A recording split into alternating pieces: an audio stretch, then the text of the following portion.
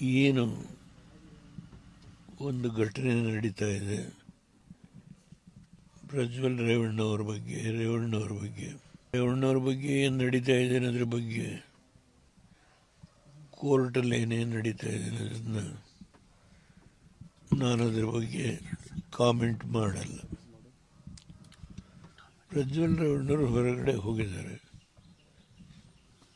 ಆ ಘಟನೆ ಬಗ್ಗೆ ಕುಮಾರಸ್ವಾಮಿ ಅವರು ಇಡೀ ನಮ್ಮ ಕುಟುಂಬದ ಪರವಾಗಿ ಕಾನೂನು ಏನಿದೆಯೋ, ಈ ದೇಶದ ನೆರೆದ ಕಾನೂನು ಏನಿದೆಯೋ ಆ ಕಾನೂನನ್ನು